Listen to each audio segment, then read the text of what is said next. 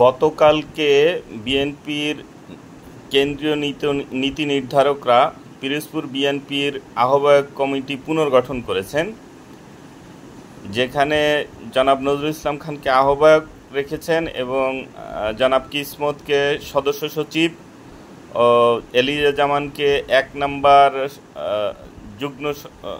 যুগ্ম সদস্য সচিব ও জনাব আলমগীর হোসেনকে সদস্য রেখে 4 সদস্য বিশিষ্ট আংশিক কমিটি ঘোষণা করেছে, যাদের দায়িত্ব থাকবে পিরোজপুরের পূর্ণাঙ্গ সাংগঠনিক কাঠামো ঢেলে সাজানোর। এখানে দেখা যাচ্ছে যে গত কমিটির যিনি আহ্বায়ক ছিলেন জনাব আলমগীর হোসেনকেও এখানে রাখা হয়েছে, যেটা ভালো হয়েছে যে সব আগে পরে যে মতদ্বৈততা, যে সাংগঠনিক একটু মতদ্বৈত ছিল, সেগুলো মিটমাট করার জন্য বিভিন্ন ধারা 4 জনকেই রাখা হয়েছে। এটা দলের পুনর্গঠনের জন্য ভালো হবে বলে আমি আশা করি। আমি নাজিরপুরের মানুষ হিসাবে আমি জনাব নজরুল ইসলাম খানকে অনেক আগে থেকে চিনি।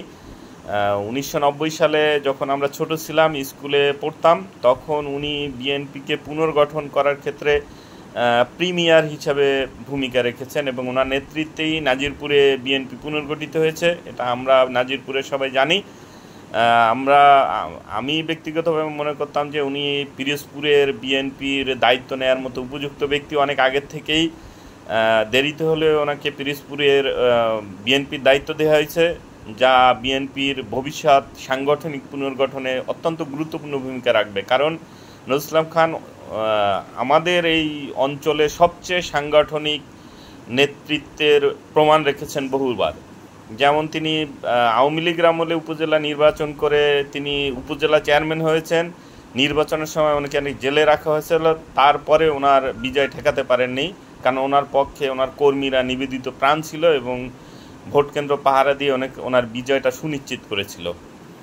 আশা করি আগামীতে যে জাতীয় সংসদ নির্বাচন হবে, সেই নির্বাচনে আমরা নজরুল ইসলাম খানকে পিরোজপুরে 1 আসনে এমপি নির্বাচনে প্রতিদ্বন্দ্বিতা করতে দেখব বিএনপির পক্ষ থেকে। বিএনপির কেন্দ্রীয় নেতৃবৃন্দ ওনার যোগ্যতা বিবেচনা করে ওনাকে এই আসনে নমিনেশন দিবেন বলে এই আশা ব্যক্ত করছি। ধন্যবাদ সবাইকে।